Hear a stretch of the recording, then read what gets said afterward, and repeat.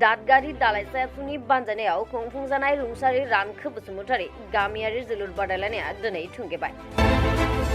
बड'फा गेजेरारि सोलायनाय मावथांखिखौ बिथा खालामना रुंसारि रानखो बसुमतारीनि मुङाव खुंफुंनाय चिरां जिल्लानि सिङाव थानाय दादगारि दालाइसा दुलाराय बर' फरायसा आफादनि गामियारि जोलुर बादायलायनाया बोहैथि दाननि 12 नबेम्बर खालारनिफ्राय जागायनानै दिनै गाहामै गाहाम जोबलांबाय।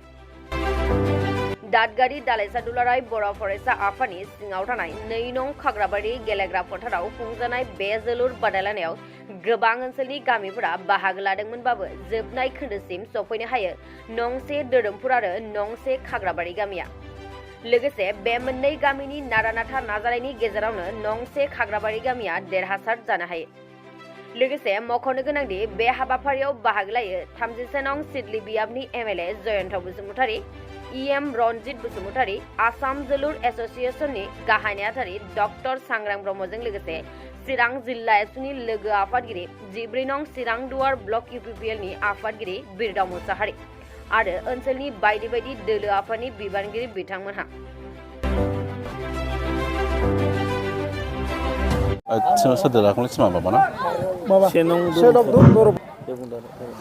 दिनै दादगारि दालाइसा दुलाराय बर' फरायसा आफादनि बानजायनायाव रुंसारि रानखो नार्जारि बिथांखौ गोसोखांनानै जों गामियारि जोलुर बादायलायनाय होदोंमोन।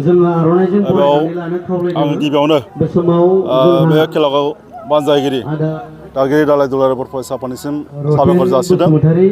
दिनै जाय मोननै हानजा 1 नं धोरोमपुर लोगोसेनो 1 नं खाग्राबारि मोननै हानजानि गेजेराव गेलेनाय जोबोर मोजाङै जादों। नाथाय जोबथा फाइनाल हिसाबै 1 नं धोरोमपुर गामिया ट्राइब्रेकारनि गेजेरजों देरहासार जानो हाबाय। दा जों मिथिगौ बर' हारि हिसाबै जोंना फुटबलाव जोङो बयबो बिखात।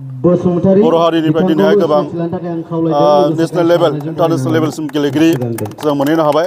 एग्जाम्पल हिसाबै दुर्गा बर' बिथांमोन दं, हलिचरन नार्जारि बिथांमोन दिनै गेलेगासिनो दं। बेजों लोगोसे गोगोमसार नार्जारि लोगोसे मनबिर बसुमतारी बिथांमोना दिनै इन्टारनेसनेल लेभेलनि प्लेयार जाबाय। बेजों लोगोसेनो दिनैहाय आइजो माहारिनिफ्रायबो अर्पना नार्जारि मानगोनां बिथाङा इन्डियान टिम जानानै दिनै केप्टेननि रल लानानै गेलेगासिनो दं। बेजों लोगोसेनो जों मिथिगौ बर'फ्रा फुटबलावल' नङा गुबुन गुबुन बिथिङावबो दिनै जायगा आवग्रिनो हादों। बक्सिं गेलेनाय, बिदिनो आर्सारि गेलेनाय, गुबुन गुबुन बिथिङाव दिनै बर'फ्रा गेलेनायनि गेजेरजों प्रिथिबियाव मुंदांखा जानो हादों बा नाम खामायनो हादों। दा ओंखायनो जोङो मिथिगौ जे गेलेनायनि गेजेरजों गावनि देहाखौ राफोद खालामनायनि अनगायैबो गावनि केरियार हिसाबै जों दाना लानो हायो आरो बेखौ हारिखौ जोङो सिनायनो हायो गेलेनायनि गेजेरजों।